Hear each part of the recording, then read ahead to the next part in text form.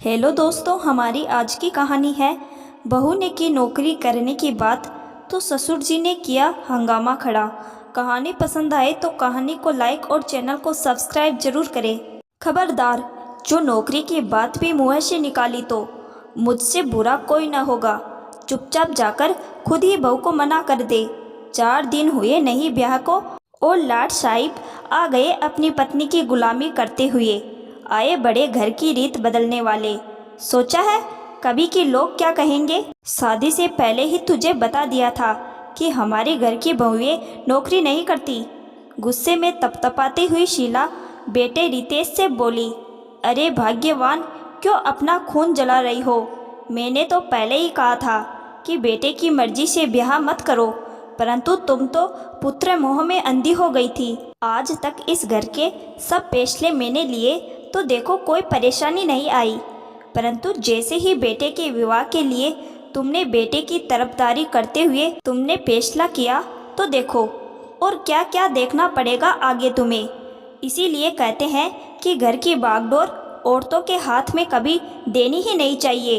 अब मैं चला सैर करने और तुम मेरे आने तक यह सब रायता जो फैलाया उसे ठीक कर देना और अपने बेटे बहू दोनों को अच्छे से समझा भी देना।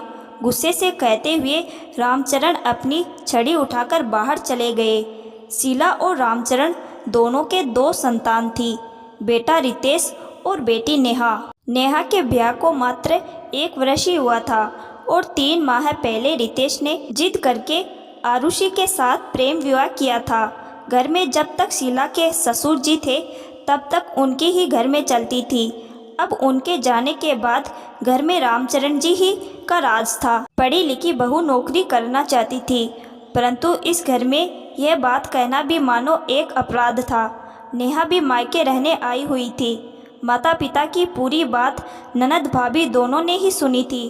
थोड़ी ही देर में रामचरण जी भी आ पहुँचे। गुस्से से तपतपाती हुई शीला जी बाहर निकली और नेहा की ओर देखती हुई बोली, माना तेरा भाई तो पत्नी के प्रेम में अंधा हो गया है, पर तूने भी भाभी को समझाया नहीं कि हमारे घर की बहुएं नौकरी नहीं करती।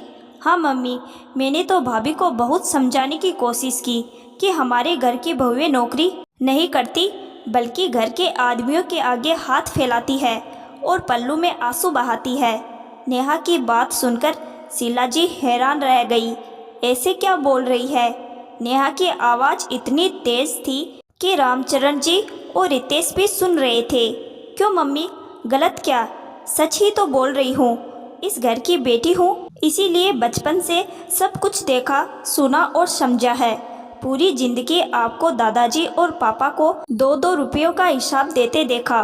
पुराने रिवाजों के नाम पर आपको पूरी उम्र पल्लू में आंसू बहाते देखा है। मुझे पढ़ा लिखा तो दिया, परंतु नौकरी के लिए साफ मना कर दिया। मैंने तो साफ भाभी को कहा था कि जिस घर में बेटी की इच्छा का मान न रखा गया वहाँ बहू के बारे में क्या ही सोचेंगे।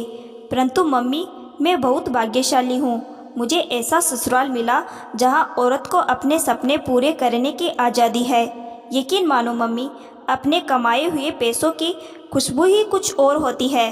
पापा मना करते तो ताज्जुब नहीं होता, परंतु एक औरत होकर आप ही दूसरी औरत के सपनों को मान नहीं दे रही। आखिर कब तक आप इस बात को लेकर खींचती रहेंगी। जैसी जिंदगी आपने गुजारी है, क्या आप चाहती है कि आपकी बहू भी वैसे ही जिंदगी गुजारे। बेटी नेहा के कड़वे सच ने शीला जी को झकझोर दिया था। तुम इसकी बातों में मत आना, चलो चलकर चाय का इंतजाम करो। गुस्से में रामचरण जी बोले, बात तो बेटी ने सही ही कही है। पूरी जिंदगी न जाने कितनी बार मुझे यही सुनाया गया कि पैसे कैसे कमाए जाते हैं। अब मैंने भी फैसला कर लिया है कि हमारे घर की बहू नौकरी करेगी, मगर हाथ नहीं फैलाएगी। शीला जी की बात सुनकर नेहा, रितेश और आरुषि ने झट से शीला जी को गले लगा लिया। रामचरण जी विवश होकर सामने खड़े थे, देख रहे थे कि सारा परिवार एक तरफ हो गए। इसीलिए रामचरण जी ने भी मूक स्वीकृति देना ही उचित समझा। दोस्तों, पुरानी रूढ़िवादी को तोड़ने के लिए पहल करनी ही चाहिए। लोगों की उंगली उठाने की बात को सोचकर न जाने कितने लोग पहल करने में झिझकते हैं।